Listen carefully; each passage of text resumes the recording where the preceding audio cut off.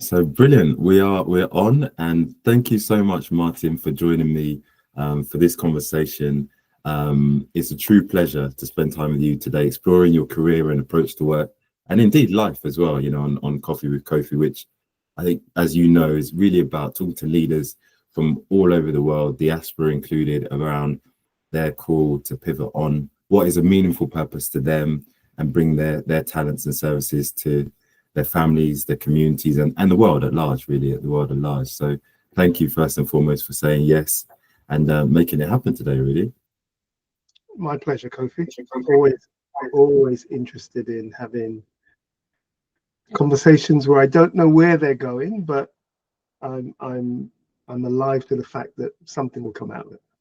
No, I'm sure it will. And what I love about our conversations is I sort of visualize it as a river that is the stream of our subconscious and consciousness that just sort of meanders, and then there'll be different questions that come up. Maybe there's a boulder or a log in the way, and we go around it. So we'll flow. And I know that you've got a hard stop as such. So we'll do what we can, but organically to cover what we can. And if needs be, I'd love to do it again if we run out of time to cover any of the points that come up that we just don't get enough time to explore, if that works for you. Yep. Excellent. So just to start off, for anyone that hasn't come across you before, either through your coaching work or your previous career, it'd be great to get, I guess, an elevator picture of your career trajectory to present day. And feel free to include sort of educational pursuits, whatever you feel might be relevant, just to give people a bit more of a flavor of who is Martin Seeley. Who is Martin Seeley? I like that. So I am. Let's start right at the beginning. So I am the son of Cynthia and Philip Seeley. I'm one of 7. Mm-hmm. So I'm a descendant of that Windrush generation. Parents coming for, an aspiration that was greater than the environment they were living in. And as a kid of a family of 7, it means that you're always surrounded by competing views. You're always surrounded by conversations. Not always with people thinking the same, but you're having to hold your own is always in the element of it. So, and why I say that is because for much of my career, I have been put into situations where, whether it be from an organizational point of view, having to make my voice count by simply being a minority in an environment that did not have that level of diversity. And that background of trying to make your voice count in the family worked as well as in an organization. Right. Having something I believed in, having something I was passionate about, because sometimes what I recognize, you have to believe in what you're saying to get others to listen. Mm-hmm. Mm-hmm. I think history is littered with leaders that wasn't necessarily the content, but it definitely had to have that sincerity, that authenticity, and that passion. Mm-hmm. And I've always been passionate about conversations that can be transformative. So the extension of that sort of theme of why I feel it's important that communication can be used as a mechanism, not just for 2 people in discourse, but actually communicating messages that transform by the way it brings people to think differently. And that's been all the way through my career. Right? The idea of a conversation being transformative because of the components that are in it. And the natural extension of that has been traveling around the world in corporate organizations, but always with the same lens, trying to find a mechanism where we can communicate in a way that both sides feel heard, understood, and therefore able to do something different as a result. Right? Makes sense. I think when I think back about what it is that brought me here, I think all those different experiences of wanting to make a difference through one's voice. It is the bedrock of why we can have communication that changes for the better, or communication that creates conflict and division. And that spectrum has been something I've always had to find a way to navigate, even from a family perspective of trying to get your voice heard with challenging views. Organizational perspectives, no different. Trying to come up with ways of finding collaboration and not just conflict. And that's kind of the essence of who I am in this space and in all spaces. Communication has been the means by which I look to get clarity in order to get connection. Oh, I love that. Clarity and connection.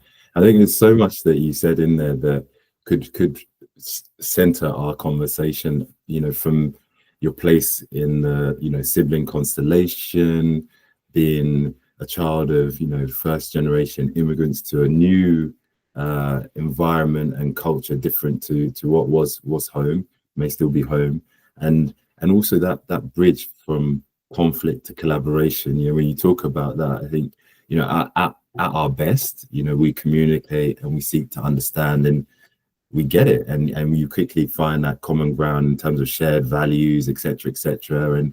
And corporate environments can be like a home environment where you might not necessarily choose the people that you work with, but you come to see them as an extension of family united by a common goal. So yeah, there's a lot in there. And when I look back on your background, from working for companies like Cable and Wireless and Convergesys and other organizations, you've made that connection really, really clear. But some might say, well, like, you've worked for, global blue chip multinational organizations. You've been able to find that thread through the journey that you had there. What then is the call to pivot to becoming your own master of your destiny, managing director of MS Impact, which 9 years coming up, I believe. So hopefully there's a party and I'm invited. But what's the call then to take that to the next step and then make that, shall we say, the main focus of how you spend your time from a career perspective?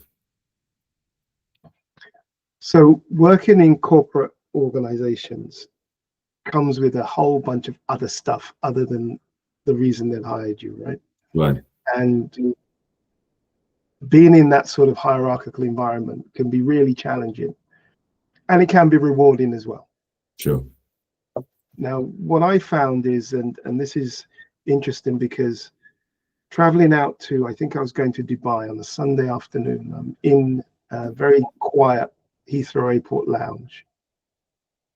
And I kid you not, Kofi, a quiet voice said to me, I don't want to do this anymore. Wow.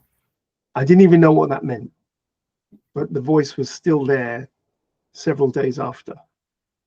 It would take me another 3 years to actually find meaning in that voice.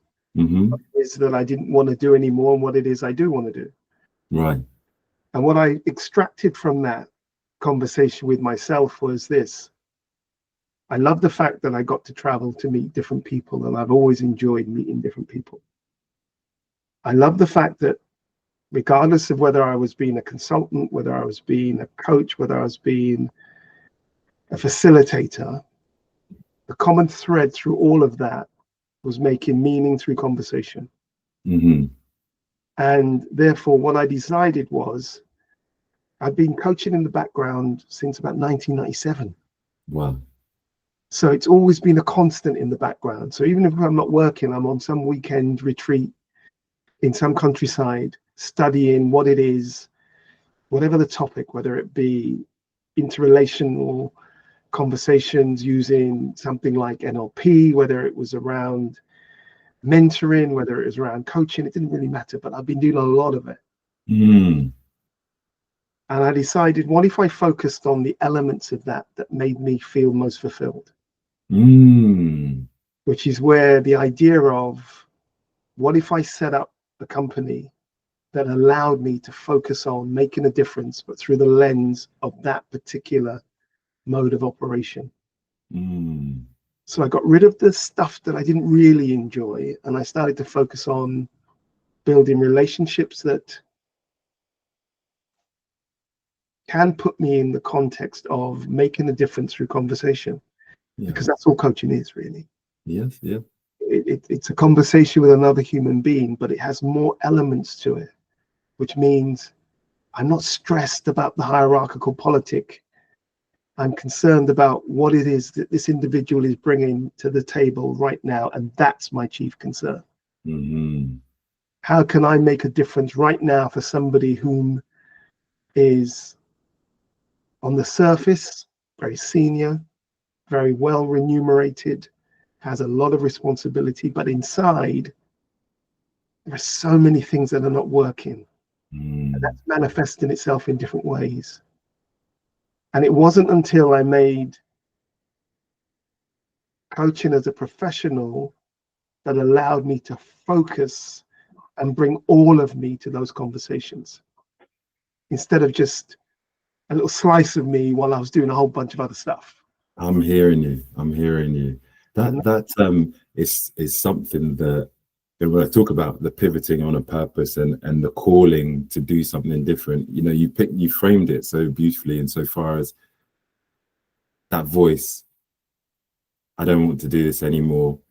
Investigating that and heeding that, because I do feel for many of us that it comes, but sometimes for security reasons, for the status that we hold in our role, for how it will be perceived by our families and friends, we think that we need to carry on swimming upstream like the other folks, the other salmon in life, because this is what you do. Go to school, get your grades, university, come out, try and find a partner, get a house, some children, and I think having that sort of presence of mind to hear it, but then let time play out so that you could manifest it into something, is something that I think will resonate with people that catch this later on. And it brings me to something that I thought to ask you about, because I consider setting up on your own as the road less traveled, full of wonderful adventure, etc., but not something that is necessary always for the faint-hearted. And so, just to bring some realism to it, I really want to ask you about some of the obstacles that, I guess, looking back now, you're proud to have overcome, to give people sort of a sense of, okay, if I was to do this, what might I encounter, albeit in a different dynamic to Martin's journey. I think many people who have set up their own business realize, whilst there is nothing as rewarding in the context of being able to do something you love, right? Mm-hmm. What's there not to want about that? But then there's the reality of, it's still a business. Mm-hmm. You still have to have a brand promise that means that other people feel and are able to make decisions that you can solve my problem. Mm-hmm. Mm-hmm. Because they're not hiring you because they like you. They might like you, but they're not hiring you for that reason. They're hiring you because you can make a difference for the challenges they're facing. Makes sense. Yeah. And then being in a position that you can, A, present yourself in such a way that they believe that you can make that difference. Mm-hmm. Do that with consistency so that the outcome is not just a one-off, it's Mm-hmm. repeated over a period of time. And being prepared to show up every day to deliver that service. Mm-hmm. And whilst you do that on your own, that can be completely overwhelming when you say yes to more than perhaps you should have said, because commercially it makes sense to say yes. Yeah. Yeah. But mentally, emotionally, physically, from a coaching perspective, what are you actually availing to the client when you are doing so much? Makes sense. That paradox is something that is a constant. Mm-hmm. Yeah, making the space to do qualitative work whilst still having to create an income that will sustain you, your family, and the environment you live in. I found, Kofi, that it lays in the balance Mm-hmm. and the balance between the difference you want to make, the type of work you need to do on yourself to be able to do that work, and also finding relationships that can support you in that process. Because, and I say this often, it can be a very lonely pursuit. It can. You don't have to be alone when you can leverage relationships that provide different perspectives. And those relationships might be from a commercial context, they can be from just the support of another human being. Mm-hmm. And I've always found collaboration to be at the heart of what's allowed me to transition. Yeah. I have people who I've known for the last 15 years, and I still reference constantly as what I call my container of collaboration that supports me in my work.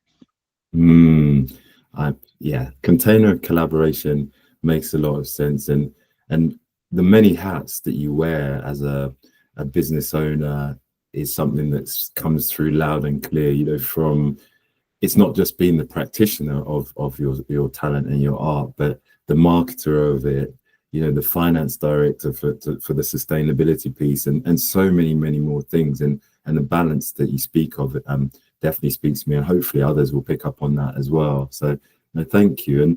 And when I look back at sort of some of your journey, something that comes through to me that we haven't necessarily spoken about is your commitment to continuous improvement, and it's something that really stands out to me, or for me.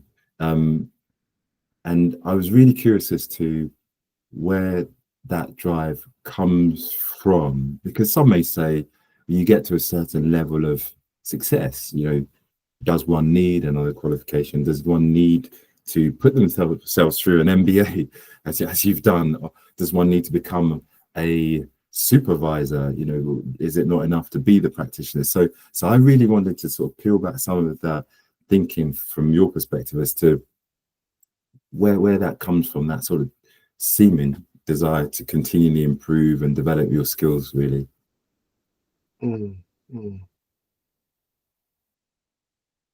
I think there are a number of elements. One is I've always prided myself on watching the hard work of my parents. My mum is one of the best coaches I've ever known. Okay. But what made her so interesting to me was she always seemed to have the capacity to hold the conversation regardless of the conditions, regardless of the subject. She was multi-talented in terms of her ability to have this mental dexterity. And I began reading at such a young age. I realized, how might I glean? How could I acquire that kind of wisdom? And the more I read and the more I did anything, the more she encouraged me to keep going. Right. You can do it. So whatever idea I came up with, I don't know if this is a good or a bad thing, if I was to play it back after this conversation. She says, of course you can do it. Of course you can. And once she said, of course you can, then of course I could. Yeah. And I have developed a relationship with learning that has just never left me. I love it. And particularly when, you know, particularly when I started traveling and going to places I had no reference for. I had no reference for working in the Middle East. But I found when I started to read about the cultural differences of different communities, different ways of connecting, physical, the whole notion of you're in another society here and you need to have a sense of how will you have a conversation that's transformative, but the customs are so different and the culture is different. So I would lean into that inquiry. I would read, I would pick up the cultural nuances of traveling. I would do my research. I would always feel a sense of knowing more than the nature of the challenge. Yeah, yeah, And that kind of wrote itself into my DNA. yeah. Well, that is super relatable, and particularly, working in London, coming back here, and it being the melting pot of so many cultures that come for economic reasons, just different scenery, and even at a very basic level, there's some cultures that are more individualistic versus collective, and when that shows up in a work environment, how you communicate, to your point, how you motivate, how you give feedback, these things all play off. And when I hear what you say there about the learning and how that sort of equips you, I can imagine that it gives you not necessarily everything, because there's no substitute for lived experience, but it gives you a sense of peace almost, insofar as a bit more about where someone from the Middle East or Asia may be sort of coming from, in terms of the collective influence on them from a society perspective that they're coming from.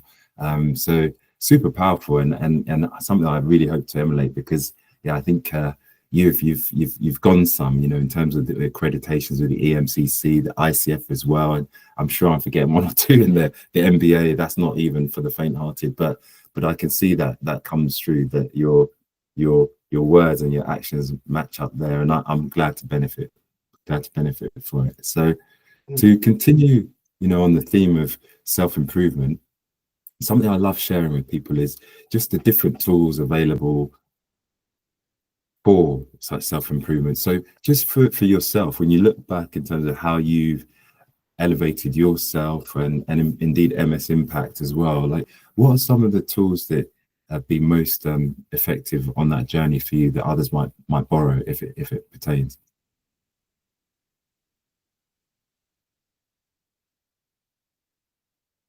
I remember when two things. I remember when I was made redundant, and from going from having the hierarchical label of regional director and all of that good stuff, and having multi-million-pound projects and all of that, and then coming away from that and you're just Martin Seeley, right? And then having to redefine what it is and how you see yourself in the world. And so I did. So alongside of everything I've been doing, I went away and I picked up scuba diving. Okay.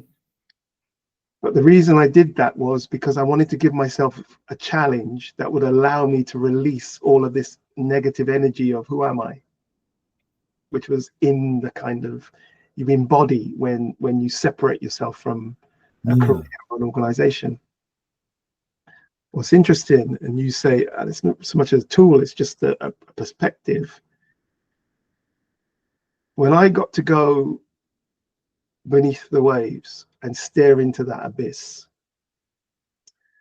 I was talking to this with one of my colleagues. The sea doesn't care. The sea is going to reflect back to you what you bring down with you. Right. It had no concern for you before you went down, and has little concern once you're down. So you have a mirror. You are reflecting back exactly what you're bringing. And that fear, doubt, worry, concern was being reflected back to me. And the only way I made sense of it was to surrender. To surrender to the idea I need to do anything in this space. I can just be me. And what I learned from that month being away was the tools for my survival is an understanding of a few fundamentals. One, we are here for such a short space of time in relative terms. So the question is, what are you making your priority in terms of your thinking? Are you present to what you're doing right now and want to do in service of whatever profession you have? Yes. Or are you more concerned with what you're not and haven't got yet? And it's that reality check of coming home to oneself, which I call the inner game. And I work a lot with clients on the inner game to really understand what is the difference you want to make as the human being you are. And what are you carrying that no longer serves you? And being present to where you are as opposed to any idea of where you should be. Yeah. Being cognizant of what you can do, but also investing in the idea that it's who we are that makes us different. So that difference is a positive, not a negative. Because comparison is the thief of joy. It so is, yeah. So the mechanism I use to bring me back to center is being in a reflective space that I can just be who I am, as opposed to the idea of who I should be. Oof. And just make the difference tangible. Yeah. What an absolute gem. What an absolute gem there. I'm gonna have to watch this back and reflect on that some more, because it is being present and, as you say, surrendering. You know, I listened to a podcast by Eckhart Tolle, and he talks about acceptance and surrender, and it really strikes a chord with me, because when we're born, in essence, a friend said to me the other day, from the moment we're born, we're almost born to die, and so life is going to do what life does. And like, to your point, it's fleeting. It can lead you to depression and think, well, what is the point? You know, what am I going to do in my 70, 80 years on this planet that's going to make any difference? But I think coming back to self and really being in a space where you can reflect and almost lose some of that excess baggage that you're carrying is such a liberating thing. And I was actually talking to a friend yesterday about carrying the baggage of work trauma and stress that he was going through with him would lead to either he's got to pay, or he'll be at the checkout ready for his onward journey and he's got to frantically take stuff out. So how about we plan to travel through life just with a carry-on so that we can get to where we're going quicker. So yeah, that I'm going to have to play yours back again, because there's more in there that you shared about connection with self that is super, super powerful. Thank you so much. And you did touch upon this actually in terms of working with your clients, and I really want to build on that in terms of some of the themes that you've tended to come across when you've worked with clients, that you've been able to help them, you know, in terms of co-creation of solutions to move past. And what are some of the things that sort of come up for you, Martin? Yeah, it's a wonderful question. There are several tranches, but some of the themes are around imposter syndrome is a well-used term, right? It actually means different things to different people. It's used as a universal term, but actually it's quite nuanced. Yeah. Right, and it has all sorts of contributing factors. So we all think we're talking about the same thing, but sometimes we're talking about different things.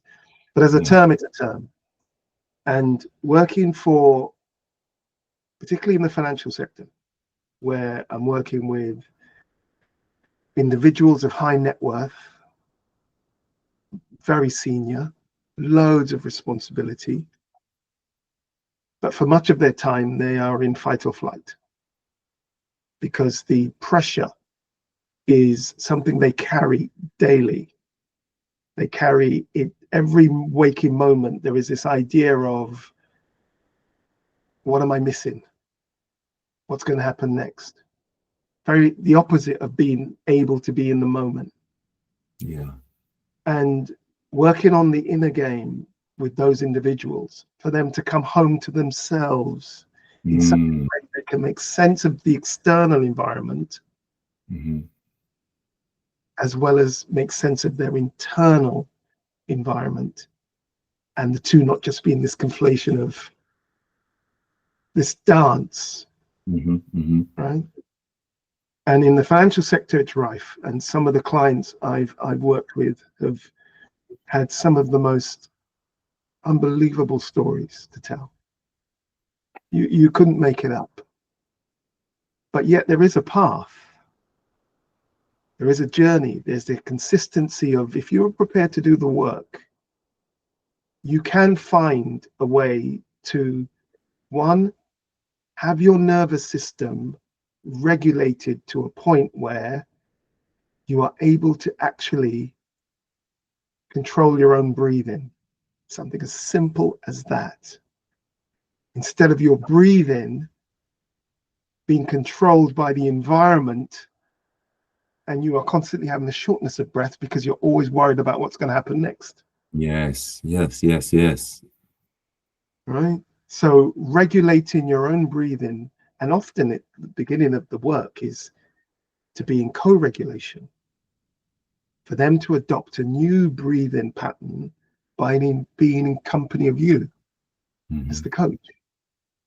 And we start to create something in this space which does allow for to see what's actually going on, the fight or flight that isn't the constant, and actually what is that made up of.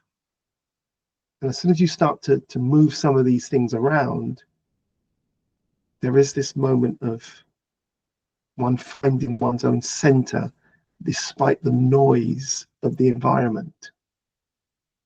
100%. And that thing that comes up time and time and time again, regardless of the label, but it's consistent. And it's, whether it's Morgan Stanley, whether it's Barclays, whether it's NatWest, whether it's, it doesn't matter about the title of the organization, you still have people trying to do their best work under stress. Yeah. If you just boil it down to what it is. And being present to that type of systemic element, that's where you really get to produce what you have as a coach in a space like that. That's what I thrive on, actually, in terms of how I might make a difference for this individual right now in these next 30 minutes. That's the kind of pressure I put myself under to be in service of another human being. Oh, yeah, very moving. And as you say it, the hymn "Make Me a Channel of Your Peace" comes into my head, because it feels like that is something that you're giving people back, that sense of peace and that centering and that calm balance where, I guess, higher level thinking, lower level thinking can combine, and they can find the best way forward, or even just the best way to be present and exist in that place in time. So yeah, that's a good one. That's another good one. Thank you so much. And I'm thinking about, from a leadership perspective, some of the key lessons that you've picked up over the years, maybe working with some of your coachees or running your own successful business as you have. What are some of the lessons that have come to your mind that maybe others could benefit from or reflect upon as they hear us talking today?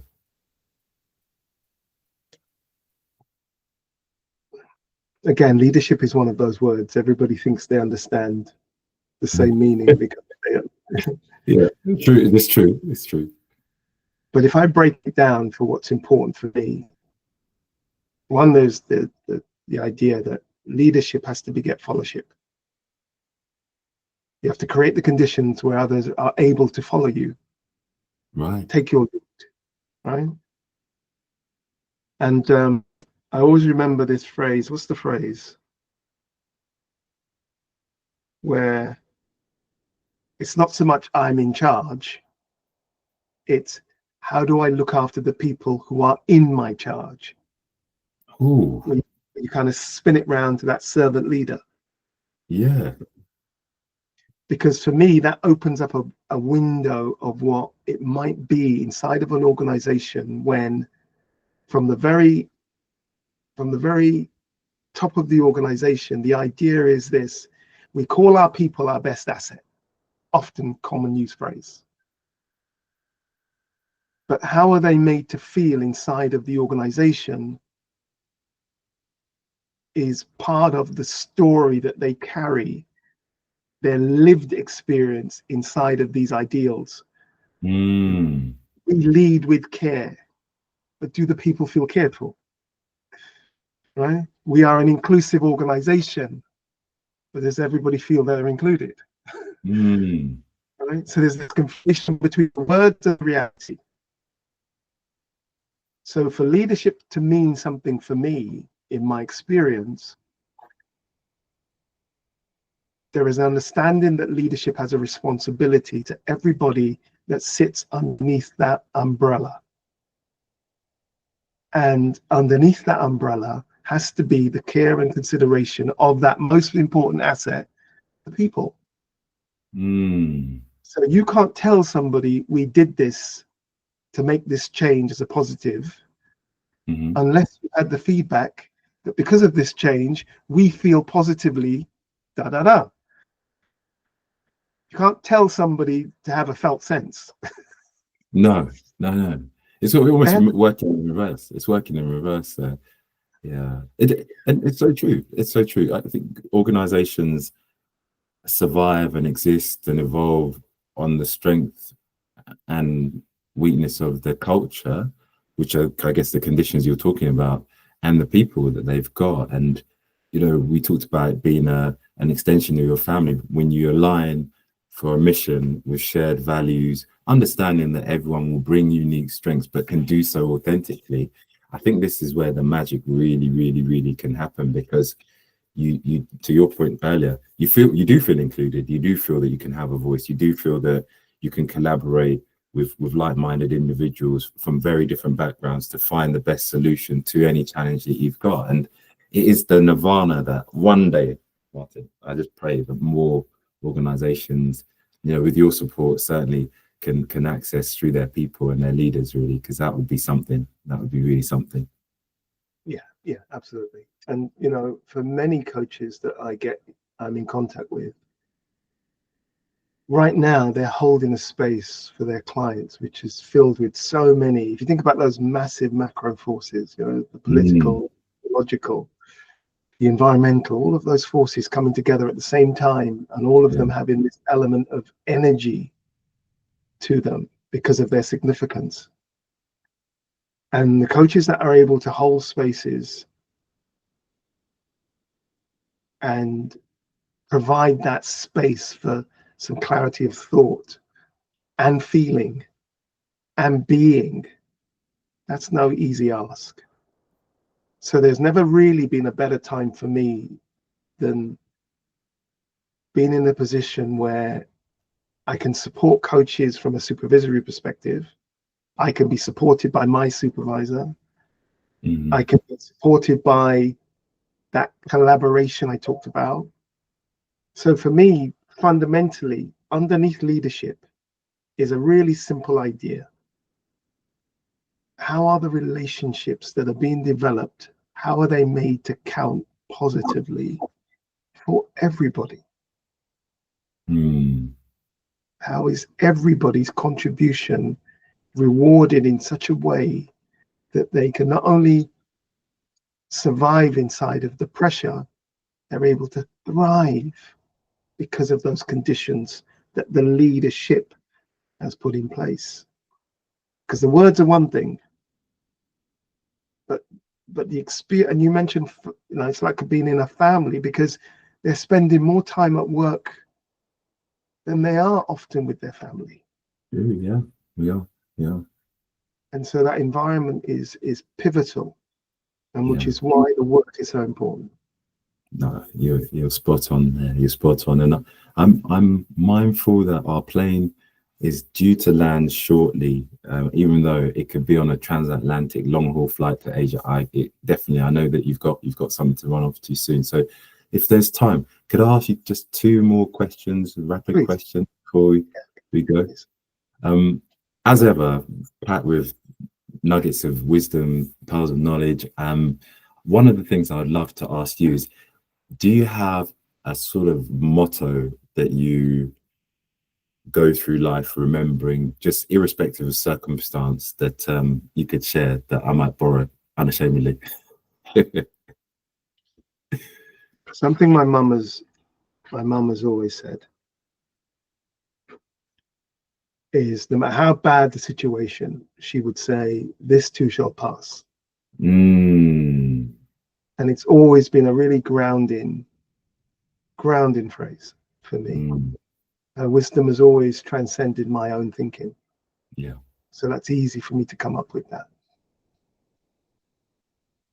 The other one, and this comes really from how much I've admired those who are prepared to step into the fire when they had no idea what they were going to do, when the Mm. opposition, and it's got to be thinking of the likes of Martin Luther, where you're invited to be the change you would see made real. Yes. Yes. It's Yes. not good enough to just talk it. Mm-hmm. You have to be it. Mm. And so be the change you would see made real has been something I've held myself up to. So if I'm not showing up in a way that is going to be useful for this client by how I show up, then don't show up. Do the prep work to be of service to somebody else's thinking. Yeah. So you're doing your own work so you can be in service, right? So be the change you'd see made real. That's fantastic. That's fantastic. Thank you so much for those two. My last question for you before we part today is, when all is said and done, and hopefully many, many, many, many years from now, when you close your eyes and for the final time, if you have that moment where you can sort of look back and reflect on the legacy of MS Impact, what would you like that to be?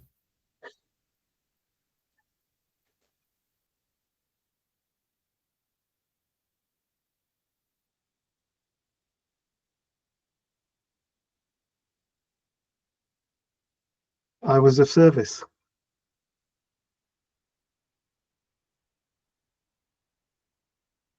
After all said and done, I think there could be no greater accomplishment that Mhm. others I was of service. Yeah, simple, succinct, but so connected to who you are. And I got to say, I know we're running over a little bit, but you have definitely embodied that already now. And I think of the conversations we've had, and I always leave them with new perspectives, food for thought, and that sort of, well, why not, sort of approach from the conversations that we have. And I think one of my favorite phrases that you use is, when I try and shortcut experience and say, look, Martin, you've been there, you've done it, just come on, just give me what I need to know. And you was encouraging me to use myself as the instrument. And that's been really, really powerful to trust in the wholeness that we all have, not just talking about myself, but we all have, to really go deep and understand what is that calling, what is the best decision with all the information that we've got to hand to move our lives forward in a way that is uniquely our responsibility but also gift. So I'm very, very appreciative of the time today, and I'll be watching this one back a few times. I'm pretty sure of it already, because sometimes we learn by reflecting on the experience rather than being in it. So yeah, thank you so much, Martin. And yeah, anything for you before I let you go, because I'm pretty sure we're a few minutes over. So I was grateful for the invite because it came from you, but and not to be, I don't want to be flippant with this. This idea, you have to be prepared to do the work. And from the very first instance when we met, when we were doing that conversation around that corporate organization piece we were doing together, I knew it then, but you've personified it since, that you're prepared to do the work. And it's not so much in what you say, Kofi, that makes the difference. It's your presence that creates the difference. That's not a given for everybody. So I want you to hold on to that idea that just by showing up who you are right now, today, you make a difference for those around you. And that's quite unique, and definitely will be in service of everything you go on to accomplish. And I mean, no doubt about that, none. So just go and be you, and it's more than enough. Thank you so much. I'm not the best at taking compliments, so I'll need to let that one sink in. And yeah, I think that since we first met, there's been a journey for sure, an evolution of some sort, so to sort of get closer to that authentic purpose. And one of the things for me, similar to you, is just the recognition that when I'm my happiest is when I'm giving. You know, for me, giving is living. Now, I can't do that in a scattergun approach to everyone on the planet, but there are the people, the places, and the pursuits that uplift me and give me joy, much like scuba diving for you. And I'm intentional now about spending as much time in those domains as I can, recognizing that tomorrow is not promised. So for you to recognize that and uplift me with your words, much like your mum uplifted you many times with hers, is very, very meaningful to me. So thank you once again, and we'll no doubt catch up again soon for more wonderful conversations about work, but of course life comes into that whole equation as well, doesn't Yeah. Thanks, Kofi. it? All right, have a great day and speak to you soon. All right, take care. Bye. Cheers. Bye.